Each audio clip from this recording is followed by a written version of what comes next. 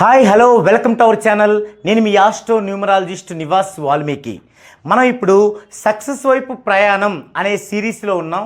Already క్రితం వీడియోలో success వైపు ప్రయాణం స్టెప్ 1 గురించి చెప్పుకున్నాం. ఈరోజు ఈ వీడియోలో సక్సెస్ వైపు ప్రయాణం స్టెప్ 2 గురించి చెప్పుకుందాం అండి. స్టెప్ 2 చూసినట్లయితే డెస్టినీ, నేమ్లో bad numbers, reverse of technique మెథడ్లో bad numbers, birth date observation, ఈ 4 చూడాలి. ఏ విషయాల్లో? స్నేహం అండ్ బిజినెస్ ఎవరితో చేయాలి అని. ఒకవేళ అన్మ్యారీడ్ పీపుల్ అయితే మ్యారేజీ లైఫ్ పార్ట్నర్ కూడా వస్తారు ఇందులో. స్నేహం, బిజినెస్, లైఫ్ పార్ట్నర్ ఇలా ముగ్గురులో చూడాలి. ఆల్రెడీ పెళ్ళైన వాళ్ళైతే వీళ్ళిద్దరిలో ముఖ్యంగా ఇది చూడాలన్నమాట. ఏంటి? ఫస్ట్ డెస్టినీ చూసుకోవాలి. అంటే మీరు ఒక బిజినెస్ పార్ట్నర్ని ఎంచుకోగానే ఫస్ట్ మీరు ఏం చేయాలి? డెస్టినీ. మనం చాలాసార్లు చెప్పుకున్నాం, మనకి హార్మోనిస్ సెట్లు ఎన్ని ఉన్నాయి? 3. 1, 3, 5, 7, 2, 4, 8, 6, 9. ఇది ఇప్పుడు మీరు ఎంచుకునే బిజినెస్ పార్ట్నర్ ఎప్పుడూ కూడా మీ సెట్లోనే ఉండాలి. ఫర్ ఎగ్జాంపుల్ మీది డెస్టినీ 1 అనుకోండి, వారు ఇది 1, ఈ సెట్లోనే ఉండాలి బిజినెస్ పార్ట్నర్. డెఫినెట్గా ఉండి తీరాల్సిందే. లేదంటే మాత్రం ఎంత మంచి ఫ్రెండ్స్ అయినా, ఎంత మంచి వ్యక్తులైనా సరే మీరు ఇబ్బందులు పాలవుతారు. తర్వాత మీకు 2 డెస్టినీ అనుకోండి, ఈ సెట్లోనే ఉండాలి ఆ యొక్క బిజినెస్ పార్ట్నర్ కూడా. అలాగే 6 డెస్టినీ అనుకోండి, ఈ సెట్లోనే ఉండాలి. అంటే 9 ఉండాలి అతను, లేదా 6 ఉండాలి. లేదు, ఒకవేళ అతను మీకు బాగా తెలుసు, చిన్ననాటి స్నేహితుడు, డబ్బుల దగ్గర మీ ఇద్దరికి అసలు గొడవే రాదు, అంత అన్యోన్యత ఉంది, కానీ మీ యొక్క డెస్టినీ 1, ఆ బిజినెస్ పార్ట్నర్ యొక్క డెస్టినీ 2 అనుకుందామండి. అంటే మీరు ఒక సెట్లో ఉన్నారు, అతను ఒక సెట్లో ఉన్నారు. మరి అన్నీ కలిసాయి. బిజినెస్ చేయకూడదా అంటే చేయొచ్చు. ఎలా చేయొచ్చు? మీరు కానీ లేదా మీ బిజినెస్ పార్ట్నర్ కానీ మీరిద్దరితో కలిపిన రిజిస్ట్రేషన్ చేయకండి. ఆయన ఫ్యామిలీ మెంబర్స్లో కానీ మీ ఫ్యామిలీ మెంబర్స్లో కానీ ఈ విధంగా సెట్ అయ్యే వాళ్ళని చూడండి. ఉదాహరణకి మీది 1 డెస్టినీ, ఈ సెట్లో ఉన్నారు, మీ యొక్క బిజినెస్ పార్ట్నర్ డెస్టినీ 2 అయితే ఇది కుదరలేదు కదా. వారి యొక్క ఫ్యామిలీలో వారి లైఫ్ పార్ట్నర్, వారి పిల్లల యొక్క డెస్టినీలు చూడండి. ఎవరి డెస్టినీ అయితే వాళ్ళ దీంట్లో ఉంటుందో మీది ప్లస్ వాళ్ళు కలిపి కంబైన్డ్గా రిజిస్ట్రేషన్ పెట్టుకోండి. వర్క్ వచ్చేసి మీ బిజినెస్ పార్ట్నర్ మీరే చేసుకోండి. ఇలా చేయాలన్నమాట. అప్పుడు ఓకే. మళ్ళీ ఇదే పరిస్థితి స్నేహానికి వర్తిస్తుంది. అలాగే అన్మ్యారీడ్ అయితే మ్యారేజ్కి కూడా ఉపయోగపడుతుంది. అంటే మీరు లవ్ చేశారు, ఆ అమ్మాయి యొక్క డెస్టినీ మీకు ఈ సెట్లో లేదు, మరేం చేయాలి? మీకు తెలుసు మీ ప్రేమ గొప్పది, మరి అప్పుడు ఏం చేయాలి? అప్పుడు మీ ఫ్యామిలీ మెంబర్స్లో ఎవరిదైనా ఉందా, వాళ్ళ ఫ్యామిలీ మెంబర్స్లో ఎవరిదైనా ఉందా అనేది తీసుకొని మీరు పెళ్లి చూపులు అంటారు కదా, అంటే ప్రేమ వివాహమైన పెళ్లి చూపులు ఉంటుంది కదా, ఆ ఎంగేజ్మెంట్ సమయంలో ఒక ఫిక్స్డ్ ముహూర్తానికి వారిద్దరినీ కూర్చోబెట్టాలి. ఫర్ ఎగ్జాంపుల్ మీ ఇంట్లో ఒక పిల్లాడు ఉన్నాడు, తోడి పెళ్లి కొడుకు అంటాం కదా, దీని నుంచి వచ్చింది అది. మీ ఇంట్లో ఒక పిల్లాడు ఉన్నాడు, ఆ అమ్మాయి డెస్టినీ కలవలేదు, ఈ అబ్బాయి డెస్టినీ బాగుంది, వీళ్ళిద్దరిని కూర్చోబెట్టిన ఎంగేజ్మెంట్లో మీ ఇద్దరు అబ్బాయి కూర్చుంటాడు. ఇట్లా చాలా పద్ధతులు ఉన్నాయన్నమాట. సో డెస్టినీని చూడాల్సిందే అట్లా. నెక్స్ట్ స్టెప్, నేమ్లో బ్యాడ్ నెంబర్ లేకుండా ఉండాలి. డెస్టినీ కలిసింది ఓకే, మరి నేమ్లో బ్యాడ్ నెంబర్స్ ఉన్నాయనుకోండి. ఫర్ ఎగ్జాంపుల్ మీ నేమ్ బాగుంది, మీరు చక్కగా నేమ్ కరెక్షన్ చేయించుకున్నారు, 14 డైమెన్షన్స్లో బాగుంది. మీ యొక్క బిజినెస్ పార్ట్నర్ నేమ్లో 12, 13 అనే బ్యాడ్ నెంబర్స్ ఉన్నాయి. మరి ఏమవుద్ది? మీరిద్దరు కలిసి ఒక బిజినెస్ చేసేటప్పుడు ఈ 12, 13లో నెగిటివ్ అనేది మీకు కూడా వస్తుంది.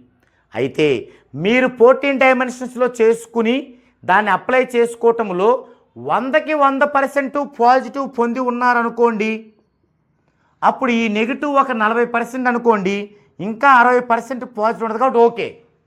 కానీ మీకున్న పాజిటివే 60%, వీరి ద్వారా వచ్చే 40 నెగిటివ్ ఉంది, ఇంకా పోతే 20 కదా పాజిటివ్, అప్పుడు ఇబ్బంది పడతారు.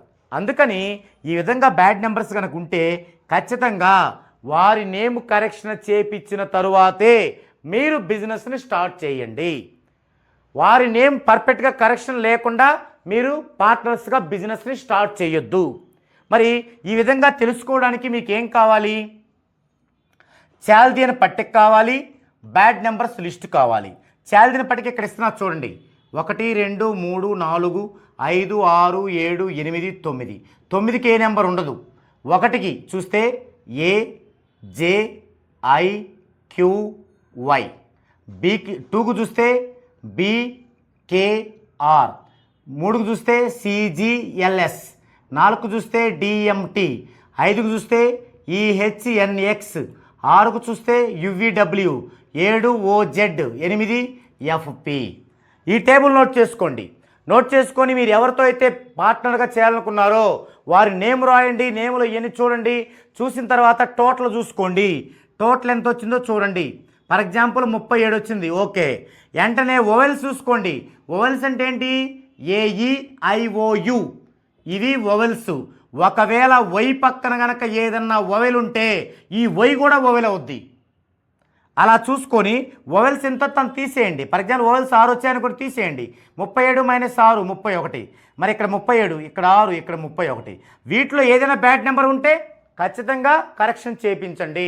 అలాంటప్పుడు మీకు బ్యాడ్ నెంబర్స్ లిస్ట్ కావాలి కదా, చూసుకోండి. Bad numbers list 4 8 12 13 16 18 21 22 29 31 33. ఇవన్నీ బ్యాడ్ నెంబర్స్. మరి ఇక్కడ బ్యాడ్ నెంబర్ ఉంది కాబట్టి ఖచ్చితంగా మనం కరెక్షన్ చేయించిన తర్వాతే మీరు ఏదైనా మొదలు పెడితే అప్పుడే సక్సెస్ వైపు వెళ్తారు. గుర్తుంచుకోండి.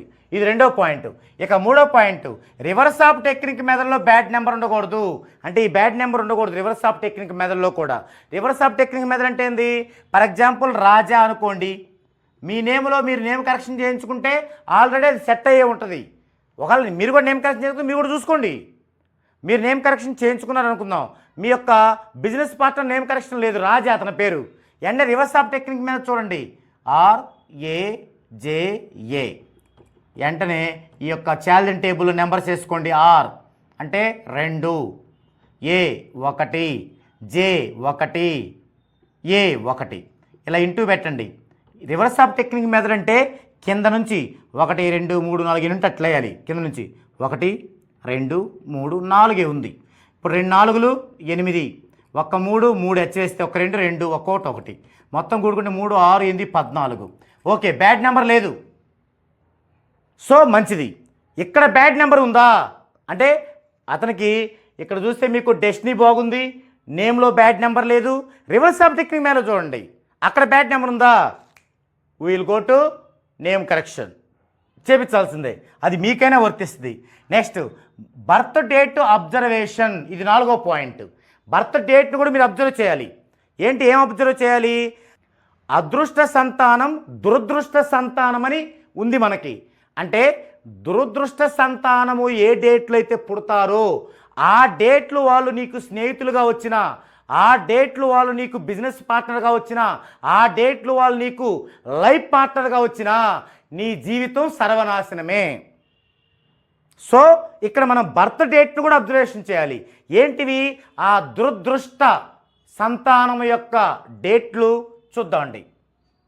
10 12 13 16 18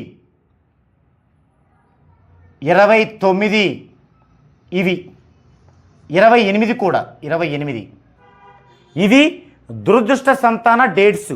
మన ఛానల్లోనే అదృష్ట సంతానం అంటే ఏంటి, ఏ డేట్లో పుట్టాలి, ఏ డేట్లో దురదృష్ట సంతానం పుడితే వారికి ఎలాంటి ఇబ్బందులు ఎదురవుతాయి అవన్నీ క్లియర్గా ఉంటాయి.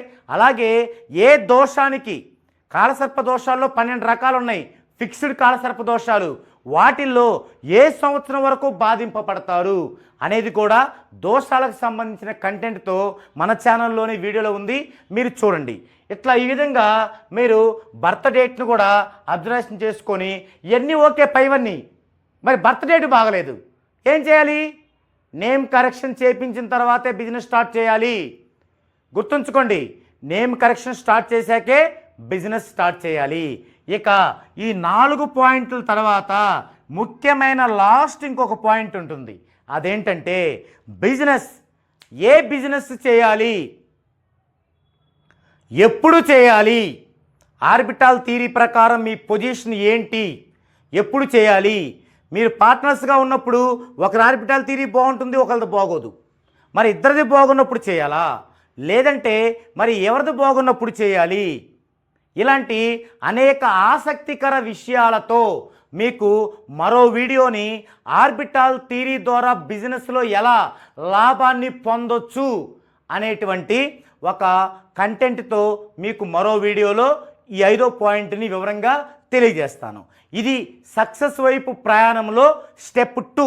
కాబట్టి మీరు సక్సెస్ వైపు ప్రయాణం అవ్వాలనుకుంటే ఖచ్చితంగా స్టెప్ 1 చూడండి, స్టెప్ 2 చూడండి. అందులో ఉన్న చాలా విషయాలు మీకు అర్థం అవ్వకపోతే డెఫినెట్గా కింద ఉన్న నెంబర్కి కనుక కాల్ చేసి మీరు నేమ్ కరెక్షన్ చేయించుకుంటే విత్ ఫుల్ రిపోర్ట్ అన్నీ అర్థమవుతాయి, నో ప్రాబ్లం. సో ఇది ఈ వీడియోలో కంటెంట్. మరో వీడియోలో మరో డిఫరెంట్ కంటెంట్తో మరలా కలుద్దామండి.